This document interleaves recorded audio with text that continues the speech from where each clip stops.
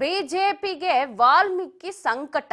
ಬಿಜೆಪಿಯಲ್ಲಿ ಶ್ರೀರಾಮುಲು ಬಂಡಾಯ ಹಿನ್ನೆಲೆ ಪಕ್ಷದ ಮೇಲೆ ಬೇಸರಗೊಂಡಿದ್ದಾರೆ ವಾಲ್ಮೀಕಿ ನಾಯಕರು. ಬಿಜೆಪಿಯ ಪ್ರಮುಖ ವೋಟ್ ಬ್ಯಾಂಕ್ ಆಗಿದೆ ವಾಲ್ಮೀಕಿ ಸಮುದಾಯ. ಹಲವು ವರ್ಷಗಳಿಂದ ಬಿಜೆಪಿಗೆ ಮತ ತಂದು ಕೊಡ್ತಾ ಇರುವಂತಹ ಸಮುದಾಯ ಯಾವುದು ಅಂತಂದ್ರೆ ವಾಲ್ಮೀಕಿ ಸಮುದಾಯ. ಸೊ ಅಲ್ಲಿ ಇದೀಗ ಸಂಕಷ್ಟ ಶುರುವಾಗಿದೆ. ಶ್ರೀರಾಮುಲು ಬಂಡಾಯ ಒಂದು ಕಡೆ, ಪಕ್ಷದ ಮೇಲೆ ಮುನಿಸು. ಒಂದಷ್ಟು ನಾಯಕರಿಗೆ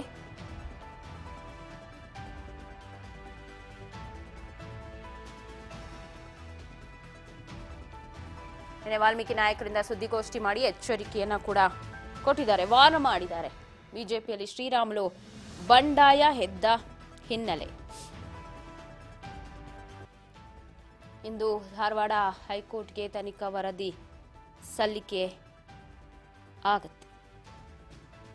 ಬಿಜೆಪಿಗೆ ವಾಲ್ಮೀಕಿ ಸಂಕಷ್ಟ ಎದುರಾಗಿದ್ದು ಹಲವು ವರ್ಷಗಳಿಂದ ಬಿಜೆಪಿಗೆ ವಾಲ್ಮೀಕಿ ಓಟುಗಳು ಬಲ ಅಂತ ಹೇಳ್ಬೋದು. ನನ್ನ ವಾಲ್ಮೀಕಿ ಸಮುದಾಯದ ನಾಯಕರು ಒಂದು ಎಚ್ಚರಿಕೆಯನ್ನ ಕೊಟ್ಟಿದ್ದಾರೆ. ಇನ್ ಕೇಸ್ ಶ್ರೀರಾಮುಲಿಗೆ ಏನಾದ್ರೂ ಅನ್ಯಾಯ ಆದ್ರೆ ನಾವು ಬಾಯ್ಕಾಟ್ ಮಾಡ್ತೀವಿ, ಹೋರಾಟ ಅಂತೂ ಮಾಡ್ತೀವಿ.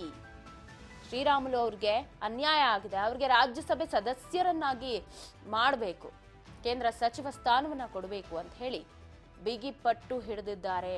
ಒಂದು ವಾರ ಡೆಡ್ ಲೈನ್ ಅನ್ನ ಕೂಡ ಕೊಟ್ಟಿದ್ದಾರಂತೆ ಸಮುದಾಯದ ನಾಯಕರು. ಆ ಡೆಡ್ ಲೈನ್ ಮುಗಿಯೋದ್ರೊಳಗೆ ರಾಜ್ಯಸಭೆ ಸದಸ್ಯ ಸ್ಥಾನವನ್ನು ಅವ್ರಿಗೆ ಕೊಡ್ಲೇಬೇಕು. ಬಹಳ ವರ್ಷಗಳಿಂದಲೂ ಕೂಡ ಅವರು ಪಕ್ಷಕ್ಕಾಗಿ ದುಡಿದಿದ್ದಾರೆ. ಪಕ್ಷ ಏನೂ ಕೊಡದೆ ಅವರನ್ನ ಈ ರೀತಿ ಕೂರ್ಸಿರೋದೇ ತಪ್ಪು ಅಂತ ಹೇಳಿ ನಾವು ಹೋರಾಟಕ್ಕೆ ಮುಂದಾಗ್ತೀವಿ ಅಂತ ಹೇಳಿರೋದು. ಶ್ರೀರಾಮುಲುಗೆ ಉನ್ನತ ಸ್ಥಾನಮಾನ ಸಿಗದೇ ಹೋದ್ರೆ ಉಗ್ರ ಹೋರಾಟವನ್ನ ಕೂಡ ನಾವು ಮಾಡ್ತೀವಿ ಅನ್ನೋ